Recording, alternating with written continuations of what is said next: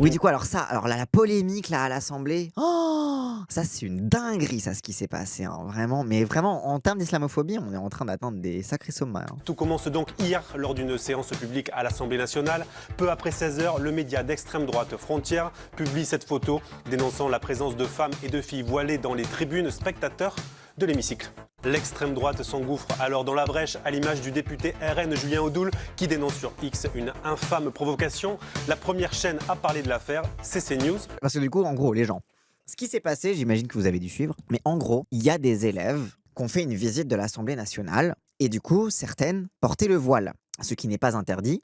Ce qui n'a jamais été interdit à l'Assemblée nationale. Ce qui est interdit, c'est les députés dans le cadre de leur fonction. Et encore, ça se discute parce que les députés, c'est pas non plus les députés, c'est pas des fonctionnaires. Et en fait, il y a eu toute une polémique de l'extrême droite pour dire que c'est une atteinte à la laïcité, etc. Mais en fait, encore une fois, que l'atteinte à la laïcité, c'est le fait que des gens soient musulmans dans l'espace public. Et là, en l'occurrence, l'espace public médiatique. C'est vraiment une folie, hein. C'est vraiment la chasse aux sorcières, quoi. Alors, retour sur la dernière polémique en date qui a agité l'Assemblée nationale et nos médias.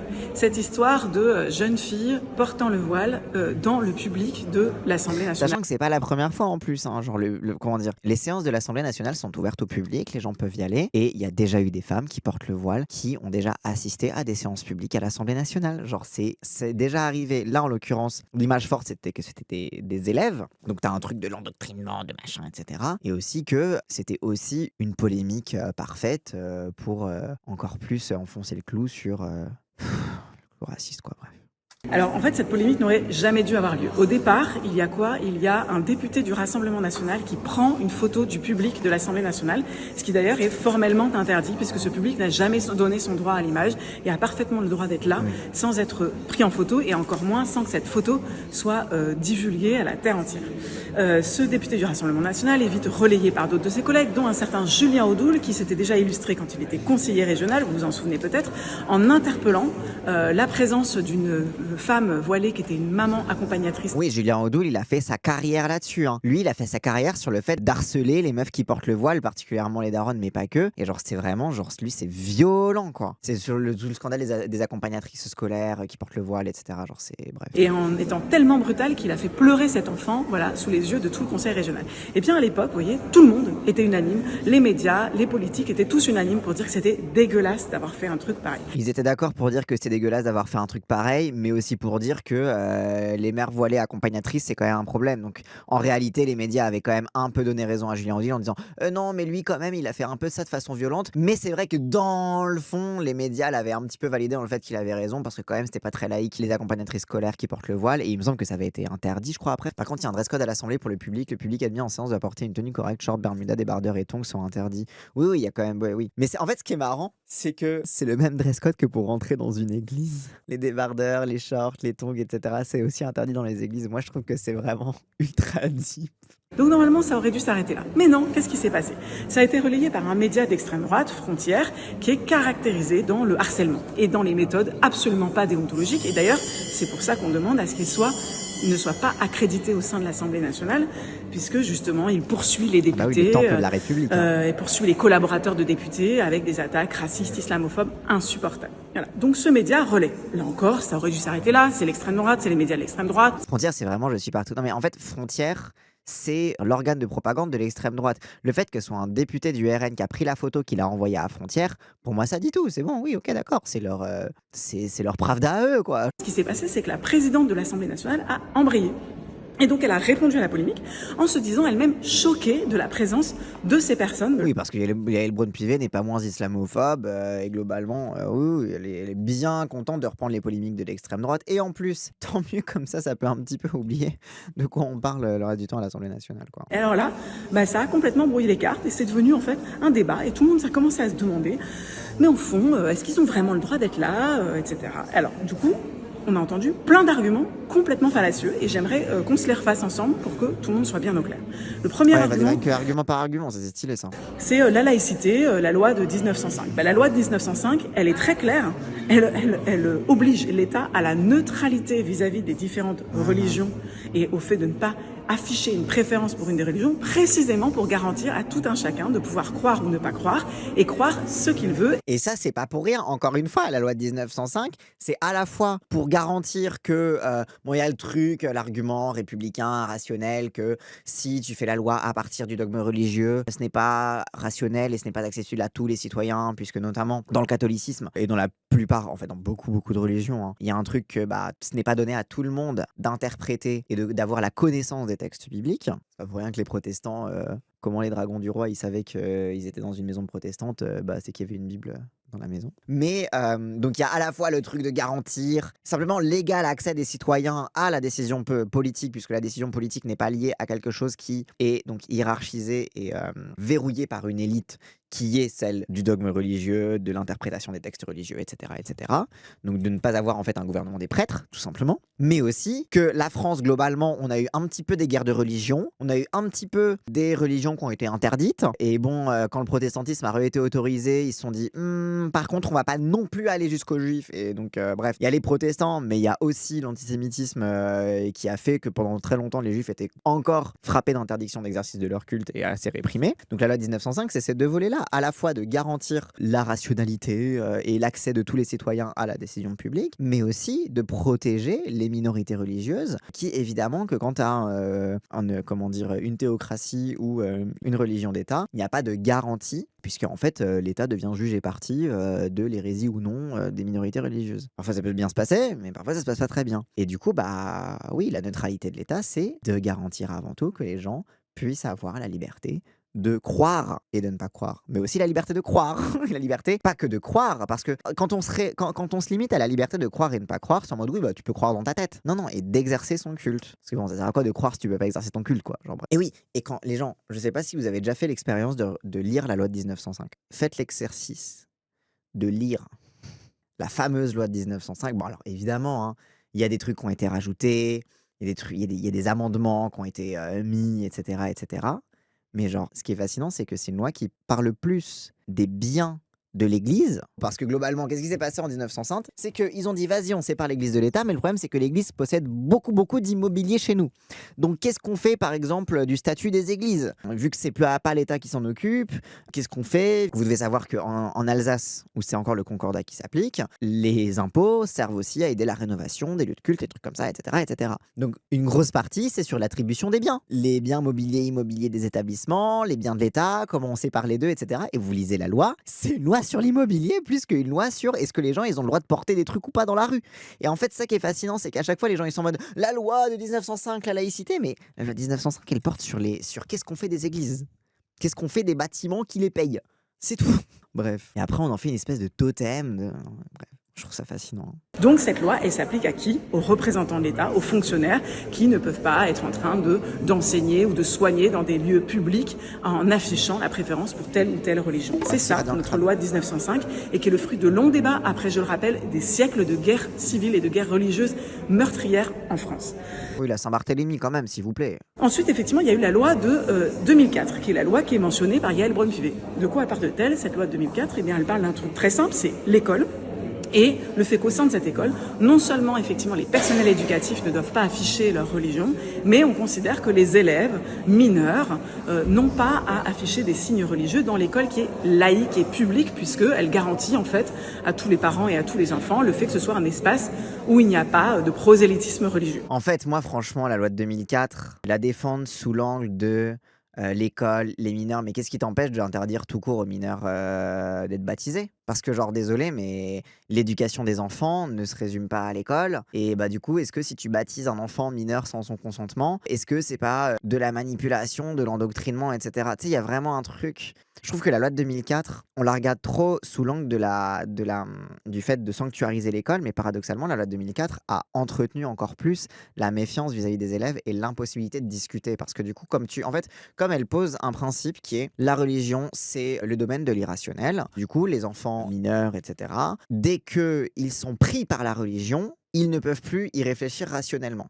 Et tu sais, t'as un peu un truc de mais Bon, déjà, ça vaut pour littéralement tout, ça vaut aussi pour le patriarcat. Et en plus, bah, ça veut dire que, bah, du coup, OK, d'accord, super, génial, mais du coup, ça veut dire qu'on devrait interdire aux mineurs d'avoir une religion, vu qu'ils peuvent pas vu qu'ils n'ont pas de discernement vis-à-vis de ça. Et en fait, ce qui s'est passé, c'est que en partant du principe de dire: «Vas-y, l'école est un sanctuaire, on montre pas la religion, on n'en parle pas, et cetera, gna gna gna», bah, ça a créé, en fait, une méfiance des profs vis-à-vis des élèves. Ça veut dire que les profs se sont mis à regarder leurs élèves de façon oppositionnelle, c'est-à-dire que là où avant, je sais pas, un élève qui porte un signe religieux ostentatoire ou même qui fait chier, qui sort sa croix en mode ouais, Dieu, machin, etc. Quand t'es prof, quand t'es encadrant d'enfants, d'élèves, etc., tu peux avoir un rôle pédagogique de discuter, de parler avec l'enfant en mode ah tiens, qu'est-ce qui te fait dire ça? C'est intéressant, d'essayer de comprendre, d'essayer de dialoguer justement à ce niveau-là, sans pour autant dire tu as tort, tu as raison, parce que là pour le coup c'est aussi de l'endoctrinement, mais d'aider l'enfant à se développer, à réfléchir de façon critique, etc., etc., etc. Mais en fait, ce qu'a donné la loi de 2004, c'est une méfiance tous azimuts vis-à-vis tout rapport à la religion chez les enfants. Et résultat, ça fait que les profs se mettent à avoir peur de leurs élèves. The teachers are afraid of the pupils, comme dirait Morisset. Et en fait, partout où la laïcité islamophobe est utilisée pour réprimer les gens à l'école, bah, ça crée chez les profs ce rapport de méfiance qui fait que bah, quand il y a les trucs en mode les peurs d'attentat, Samuel Paty, attaque au couteau, etc., bah, ça fait que souvent, le premier réflexe des profs, ça va être dans le doute, on dénonce et on punit l'enfant, au lieu de se dire, bah, dans le doute, on parle avec lui et on l'aide à traverser ça. Mais aussi que globalement, les profs, ils n'ont pas le temps de parler avec les élèves parce que globalement, ils sont, comment dire, essorés comme c'est pas permis, etc., quoi. Donc bien sûr que la précarisation des profs fait partie de toute cette logique d'en faire les bons capots de la République islamophobe. C'est pas seulement de la peur, c'est vraiment du continuum colonial, c'est la domination. Non mais bien sûr, mais sauf que, comment dire, la peur, c'est le mécanisme par lequel les profs participent du continuum colonial. C'est-à-dire que c'est en considérant l'autre comme un danger existentiel que tu es convaincu de la nécessité existentielle de le mater. Mais bien sûr, on peut l'exprimer de cette façon-là aussi. Et en plus, voilà, encore une fois, une répression qui va se mettre spécifiquement sur les élèves musulmanes. Parce que genre, désolé, moi c'était encore une fois, moi c'est l'exemple que je donne tout le temps. Mais il y avait un sociologue, là je sais plus comment il s'appelait, qui avait écrit un bouquin intéressant, d'ailleurs, by the way, aux éditions La Vie des Idées, sur la ghettoisation par le haut, etc. Enfin, plutôt de gauche. Et genre lui, je me rappelle, j'avais lu un article qui vantait les bénéfices de la loi de 2004. Parce qu'il montrait que si tu regardais avant et après le passage de la loi de 2004, et bah les résultats scolaires des élèves musulmans s'étaient améliorés. Que grâce à la loi de 2004, les musulmans avaient des meilleures notes à l'école. Surtout les musulmanes.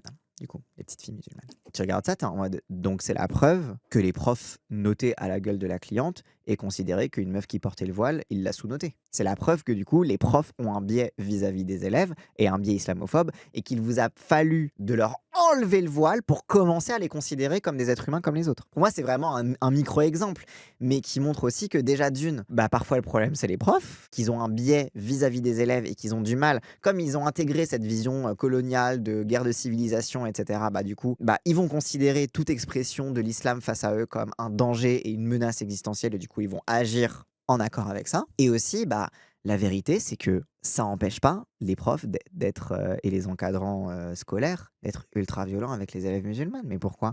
Mais parce qu'en fait, généralement, les élèves, qu'est-ce qu'elles font? Bah, elles portent le voile quand elles sortent de chez elles. Et ensuite, à l'approche de l'école, elles enlèvent leur voile, elles le mettent dans leur sac et elles le remettent en partant. Donc ça veut dire que les gens qui sont à la grille, les CPE, les pions, machin, qui vont bien surveiller, ça on en avait parlé au moment de la polémique sur la baya, c'était il y a longtemps maintenant. Les CPE, les profs, etc., qui sont à la grille pendant que les enfants viennent à l'école, bah ils voient qui porte le voile et qui le porte pas. Et il y a la méfiance aussi de est-ce que tu vas l'enlever assez rapidement? Vous savez les fameux trucs de oui, parfois il y a des jeunes filles qui se font de la provocation parce que elles attendent d'avoir mis un pied dans l'école pour enlever leur voile. Bah, ça se trouve elle est en retard, ça se trouve je sais pas, ça se trouve genre elle était en train de l'enlever et puis elle se dépêche parce qu'elle est en retard, etc. Et genre c'est presque de la provocation que t'enlèves pas ton voile assez vite, tu vois. Genre il y a un truc de presque tu passes la porte de l'école, c'est bon, t'es dévoilé quoi. Et le problème c'est qu'il y a un truc là-dedans où évidemment que ça va créer un biais. Évidemment qu'à partir du moment où chaque matin tu vas voir les élèves musulmanes et tu vas les regarder avec un regard suspicieux en mode est-ce qu'elle va défier mon autorité aujourd'hui, évidemment qu'une fois qu'elle sera dans l'école,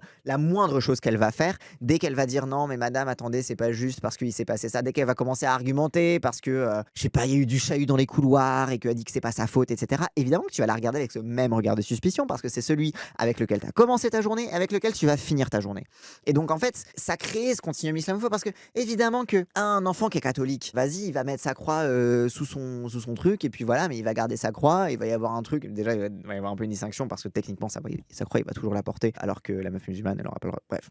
Voilà. Mais surtout que genre ça va créer de fait un déséquilibre de traitement entre les élèves musulmans et les élèves chrétiens. Parce qu'en fait, simplement, c'est quoi un signe ostentatoire de religion? Parce qu'en France, un des signes ostentatoires de religion, d'appartenance supposée à la religion, c'est déjà d'être arabe. Sacrément ostentatoire. La plupart des gens, ils sont en mode, ah, t'es arabe, t'es musulman, t'es un terroriste. Donc bon, c'est quoi exactement un signe ostentatoire de religion? Le voile. Mais du coup, bah... Oui, ostensible, pardon, pas ostentatoire. Désolé, mais une petite tête blonde, raie au milieu, qui porte... sa petite chemise avec son pull par-dessus, son petit short de scout, etc. Désolé, mais c'est ostensible qu'il est catho, tu vois, genre. Bref. Après, ils vont dire je suis pas la police, oui, tout en se comportant comme la Gestapo, quoi. En fait, pour moi, la neutralité de l'État n'est pas la neutralité des fonctionnaires. C'est-à-dire que tu peux avoir une fonctionnaire qui bosse en mairie au service d'état civil, qui porte le voile.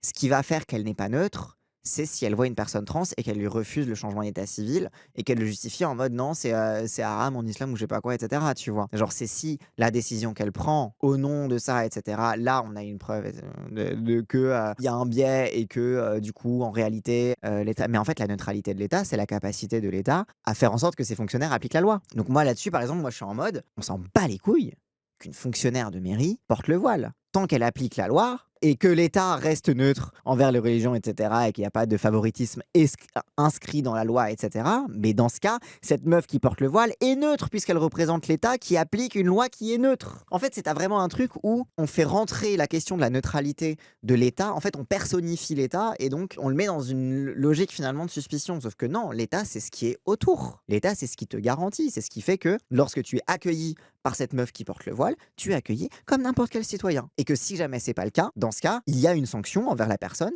qui discrimine les personnes, mais non pas parce qu'elle est musulmane, mais aussi parce qu'elle a fait une discrimination envers toi. Genre bref. C'est très très français, même les pays occidentaux full libéraux nous regardent comme des jeunes sur cette question. Bah oui, de fou. Enfin, genre on est vraiment les seuls à être aussi matrixés par ça, quoi. Et le problème, c'est que plus on est matrixé par ça, plus on crée les conditions de la violence et de la suspicion permanente et du fait que, en voulant protéger l'État et l'école de la religion, bah, la religion devient un sujet qui sous-tend chaque rapport de méfiance entre les profs et les élèves. Et sauf qu'on s'est soi-même privé des capacités, des outils pour en parler, pour décortiquer le truc et pour faire descendre la pression, quoi. J'ai bossé 1 an dans un lycée auprès des CPE. Les trucs qui se permettent avec les élèves arabes, c'est une folie. Ils sont direct considérés comme des musulmans et les CPE, les entretiens individuels sans les parents, se permettent de leur parler de leur religion et de ce qu'elle est supposée dire selon eux, qu'il faudrait aussi respecter au lycée. Genre, ils donnent des leçons d'islam pour recadrer les gamins, jamais ils font ça avec les blancs. Bah ouais, c'est ça. C'est que genre, en fait, c'est... Genre, franchement, mais genre juste demander aux juifs. T'as pas besoin de signes ostensibles de religion pour être suspecté. Quand tu appartiens à une religion qui fait l'objet de fantasmes conspiratoires, suffit que tu aies un nez qui plaise pas à quelqu'un et on te demande est-ce que tu es juif. Suffit que tu aies un nom qui sonne un petit peu de telle ou telle façon et on va te demander est-ce que tu es juif ou alors voire même on va juste être antisémite avec toi avant même de savoir c'est quoi ta religion. Le propre, on va dire, des racismes qui sont concentrés autour de faits religieux, c'est la suspicion. Et donc c'est l'absence de signes. C'est le fait de justement de porter d'être encore plus, de prêter à l'autre des trucs qui ne sont pas là, quoi. Et en fait, bah, dans l'antisémitisme, c'est le propre de l'antisémitisme, c'est le fait de vivre la suspicion permanente. C'est ce qui fait que tu ne seras jamais vraiment totalement acceptable, parce qu'en fait, on va toujours se dire hein, ton nom de famille, tu serais pas... Mais du coup, bah, c'est pareil pour les musulmans, quoi. Ah, Mohamed, ok, tu serais pas... D'accord. C'était l'objectif de cette loi de 2004, Ouais, quel que soit ce qu'on pense de cette loi de 2004. Bon, au moins, elle dit quel que soit ce qu'on pense de la loi de 2004, elle a conscience qu'elle parle à des gens qui ont une critique, comme on a pu le faire ici. Alors ici, pourquoi elle s'appliquerait? D'abord, on n'est pas au sein d'une école, on est peut-être sur une sortie scolaire. Allons voir de plus près. Effectivement, c'était apparemment des groupes scolaires, mais des groupes scolaires venant d'établissements privés confessionnels. Ah bah oui, voilà, en plus, c'était des élèves d'une école privée musulmane, ou d'une école privée confessionnelle, je sais pas, j'imagine musulmane. Et genre, c'est du coup en mode, donc eux, spécifiquement, la raison pour laquelle ils ont des écoles privées, c'est précisément pour pouvoir exercer leur culte sans qu'on leur tape dessus. Et même là, ils ont pas le droit, ils sont en mode, oui, mais vous êtes dans les... Bah non, du coup, ça ne compte pas, en fait. Genre, moi, j'ai été dans une école privée catho, t'inquiète pas qu'il y avait une chapelle, et qu'il y avait des prêtres, et qu'on a... Tu vois, genre, enfin, pas des prêtres, mais il y avait des... Bref, c'est une dinguerie, hein. Mais c'est là où tu vois vraiment vraiment la guerre qui est menée jusqu'au bout aux musulmans. C'est que même ce truc que les cathos, ils ont loot de pouvoir avoir des établissements privés pour continuer d'être cathos dans l'enseignement, etc.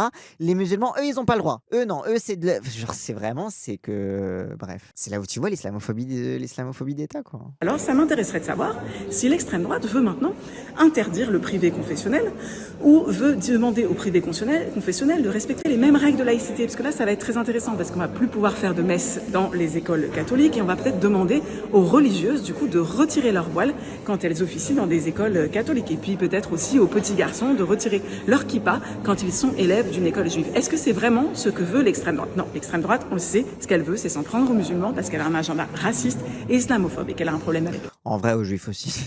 En vrai de vrai. Mais c'est vrai qu'il y a des gens qui ont posté des images à l'époque de Meir Habib qui était dans la salle des 4 colonnes de l'Assemblée nationale et qui portait sa kippa. Et genre, t'es en mode, bah...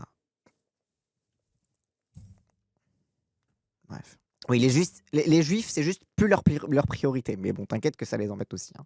L'autre chose qu'on a entendue, c'est oui, mais quand même, est-ce que vous, ça ne vous choque pas de voir des jeunes filles, des enfants très jeunes afficher ce signe religieux qu'est le voile?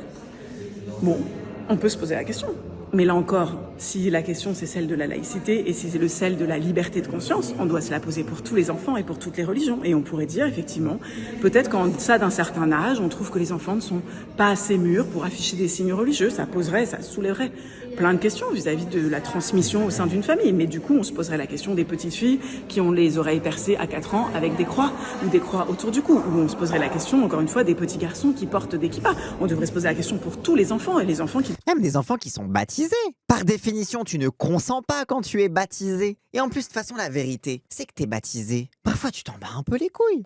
Ou alors, je sais pas, genre, t'as une période de ton enfance où tu crois en Dieu, après t'y crois plus trop, après t'y reviens, après t'y crois plus... Enfin, tu sais, genre, c'est... En fait, ce qu'il faut se poser comme question, c'est le fait de garantir un environnement qui garantit la liberté de culte. Et du fait que même si tu as été baptisé dans ton enfance, tu as toujours la liberté de pouvoir te poser des questions et tu as toute la latitude, la tranquillité d'esprit, et ça Dieu sait que les musulmans ne l'ont pas, cette tranquillité d'esprit, d'interroger cette foi de façon adulte. Genre tu sais, t'as vraiment un truc pour moi c'est tout l'environnement la question, c'est pas uniquement, voilà quoi. Et genre le but c'est pas d'interdire les gens d'exercer leur culte, parce qu'encore une fois, la loi de 1905 c'est aussi pour garantir la liberté de culte. Je suis baptisé 24 ans plus tard, j'en ai toujours à ma famille de pas à m'avoir laissé le choix. Mais justement, ça c'est une question que je me pose parce que en vrai de vrai, le baptême, si t'y crois pas, on s'en fiche. Après, j'imagine ça dépend. T'as des gens qui ont été vraiment matrixés par la religion, qui ont l'impression vraiment c'est un truc comme c'est une responsabilité que leurs parents leur foutent et que quand ils abdiquent leur religion, bah du coup c'est leur baptême prend ce sens-là, etc. En mode ouais, on t'a fait.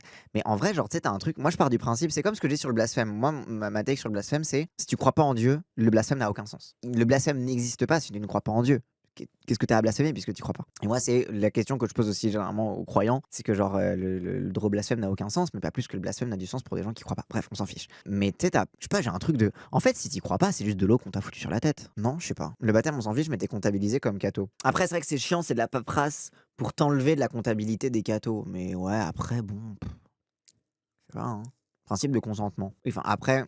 Si tu vas par là, t'es pas consentante à ce que tes parents te mettent une robe rose hideuse quand t'es nourrisson, mais bon, qu'est-ce qu'on s'en fait? Tu sais, il y a un peu un truc de... Pour moi, c'est pas le truc le plus vénère, en vrai de vrai. Elle rentre dans le game des racistes en évoquant la question des autres religions. Sur les enfants, les signes religieux, faut juste répondre, l'État n'a pas à se mêler de ça. Mais en fait, c'est ça, c'est que le problème, c'est que quand même, elle donne tous les exemples de « Ah, mais pourquoi on n'interdirait pas aux enfants de se faire baptiser, etc. » Je suis sûr que t'as des gens de mauvaise foi qui pourraient dire « Bah oui », et se démerder pour le faire en sachant que les chrétiens, et particulièrement les cathos, ils vont être tranquilles. Donc ouais, je sais pas. Elle est firame parce qu'ils veulent pas remettre en cause de la loi de 1904, donc elle rame de baiser. Non, je pense qu'il n'y a pas que de ça. Je suis d'accord que la difficulté de remettre en cause la loi de 2004, ça les fout un peu dans la sauce. Mais je pense que c'est aussi toute leur logique de faire des équivalences en croyant que ces équivalences sont évidentes pour tout le monde aussi. Essayer de justifier perpétuellement, ça fait que du coup tu rentres forcément dans la considération de ton adversaire, tu vois. C'est-à-dire que dès que tu commences à dire « Ah ouais, et si on faisait pour ci et pour ça », bah tu rentres dans l'argument de l'adversaire et du coup t'as un peu perdu. C'est comme l'exemple du grand remplacement, tu vois. Que dès que tu dis « Ah non mais vous inquiétez pas, il y a pas tant d'étrangers que ça », bah tu rentres déjà dans le présupposé de l'adversaire et t'as déjà perdu. C'est plutôt, enfin pas plutôt, mais c'est aussi ça je pense qui joue, en plus de la difficulté à remettre en question la lutte de 2004. Vous savez ce qu'ils ont fini par faire? Brandir le règlement de l'Assemblée nationale. Et ça, c'est très très drôle, parce que dans le règlement de l'Assemblée nationale, il est marqué justement que tout le monde a le droit de venir assister au débat. C'est une garantie, et même les enfants, c'est plutôt bien que des enfants, que des écoliers viennent assister au débat et faire connaissance avec les institutions de la République française. Donc c'est très clair qu'on ne peut pas discriminer quelqu'un en raison de sa religion au sein de l'Assemblée nationale qui voudrait assister au débat ou visiter l'Assemblée nationale. Et il y a un truc qui est marqué, c'est effectivement que le public en séance, il doit se découvrir. Mais enfin, c'est parce que tout ça date d'une époque où les messieurs portaient des chapeaux. Ah oui, ça oui. Il faut se découvrir quand t'es en séance. Oui, ça c'est vraiment l'époque où les hommes portaient des chapeaux et les femmes, voilà. Et en fait, où les femmes n'étaient pas à l'Assemblée nationale parce que normalement, tu ne te découvres pas quand tu es une femme. Par contre, tu enlèves son chapeau quand t'es un homme. Et ça, c'est un truc, mais genre, bref. Et que les chapeaux devaient être portés à l'extérieur et qu'un chapeau Sauf porté à pour les l'intérieur était considéré comme quelque chose d'irrespectueux, comme on le fait encore Sauf pour les femmes, mais du coup qui n'avaient pas accès à l'Assemblée nationale. aujourd'hui avec les bonnets, les casquettes, où on peut dire aux gens enlevez votre manteau, enlevez votre bonnet, votre casquette parce que on est à l'intérieur et c'est plus respectueux.